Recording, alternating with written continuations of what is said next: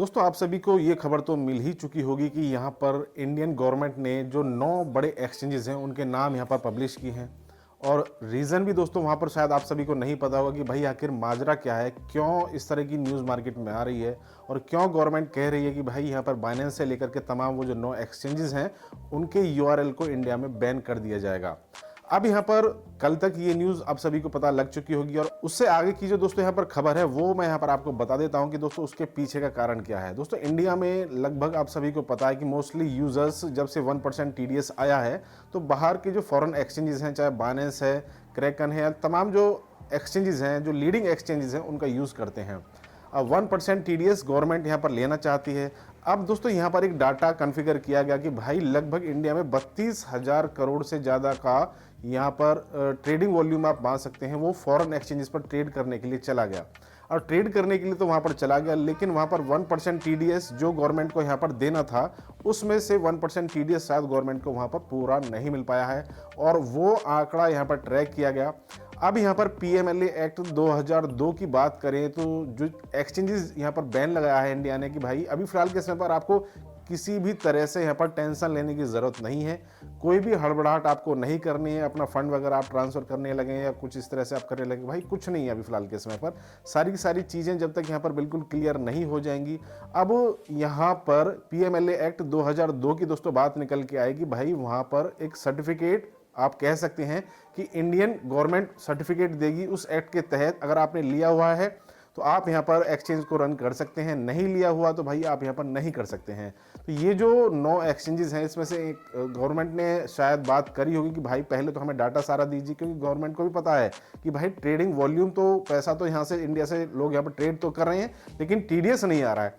अब कुछ डाटा या तो गवर्नमेंट ने मांगा होगा बाइनेंस या अदर एक्सचेंजेस से, उन्होंने यहाँ पर देने से मना कर दिया होगा। दूसरा फिर यहाँ पर जो लाइसेंस है गवर्नमेंट से वो उन लोगों ने यहाँ पर नहीं लिया हुआ है। अब लाइसेंस जब तक नहीं लिया हुआ है तो भाई गवर्नमेंट तो कोई भी हो वो अपने रूल रेगुलेशन के हिसाब से चलती है। तो उसने जो मिनिस्ट्री ऑफ इलेक्ट्रॉनिक है यानी सूचना प्रसारण मंत्रालय आप उसे कह सकते हैं, जो कि इंडिया में मोस्टली देखता है कि भाई कौन सी वेबसाइट यूआरएल यहाँ पर चलेगा, कौन सा नहीं चलेगा। अब से कुछ साल पहले की बात करें तो आपसे मैंने एक मुद्दा यहाँ पर बहुत उठते हुए देखा होगा कि भाई पॉर्न जो साइट होती हैं उसको इंडिया में यहाँ पर बहुत ज़्यादा देखा जा रहा है और वो यूथ के लिए, जनरेशन के लिए सही नहीं है। लेकिन आज के समय पर अगर हम देखें तो वो चीज़ें बिल्कुल भी कंप्लाई नहीं की। रीज़न बिहाइंड दोस्तों यही है कि भाई गवर्नमेंट चाहे कितना भी कोशिश कर ले, फिलहाल के समय को देखते हुए तो यहाँ पर गवर्नमेंट को चाहिए कि रेगुलेशंस लेकर के आएँ और लोगों को बताएं कि इस तरह से यहाँ पर आप ट्रेड कीजिए। एक्सचेंजेस के साथ में वहाँ पर जो भी मिनिस्ट्री है वो यहाँ पर बात करें कि भाई जो भी चीज़ें हैं आप हमारे मुताबिक यहाँ पर काम कीजिए, सर्टिफिकेट यहाँ से लीजिए, तब यहाँ पर ईजिली आप एक्सेस कर सकते हैं और उसमें कोई बुराई वाली बात भी नहीं है। अभी यहाँ पर होगा क्या, आने वाले समय में हो क्या सकता है तो वो मैं आपको बता देता हूँ कि जो पॉसिबिलिटी है इसमें इंडियन जो एक्सचेंजेस हैं जैसे कॉइन डीसीएक्स हो गया, कॉइन स्विच एक्स हो गया या इस तरह से और भी एक्सचेंजेस हैं जिन्होंने यहाँ पर पीएमएलए एक्ट 2002 के अंडर यहाँ पर अपना जो सर्टिफिकेट है वो यहाँ पर ले रखा है इंडियन गवर्नमेंट से। इसी वजह से कॉइन डीसीएक्स और तमाम जो इंडियन एक्सचेंजेस हैं वो यहाँ पर उनके ऊपर कोई भी किसी भी तरह की कार्रवाई की बात नहीं की गई है। अगर यहाँ पर बाइनेंस चाहे, जैसे बाइनेंस ने अपना यूएस के लिए, अमेरिका के लिए एक अदर से अलग से यहाँ पर एक्सचेंज यहाँ पर दे रखा है, इसी तरह से बाइनेंस इंडिया में भी वो चीज़ कर सकती है कि इंडियन जो ऑपरेटर्स हैं या जो ट्रेडर्स हैं उनके लिए अलग से यहाँ पर एक वर्जन देखने को मिले जो कि इंडियन जो गवर्नमेंट है उसके हिसाब से यहाँ पर होगा।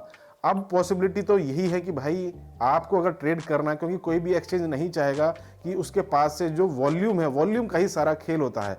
किसी भी मार्केट, किसी भी एक्सचेंज पर वो रन ही तभी कर पाएगा भाई अगर उसके पास में वॉल्यूम होगा। उसके पास में अगर लोग ही नहीं होंगे ट्रेड करने के लिए तो भाई उसका फिर फ़ायदा क्या। और कोई भी एक्सचेंज नहीं चाहेगा कि उसका वॉल्यूम यहाँ पर कम हो।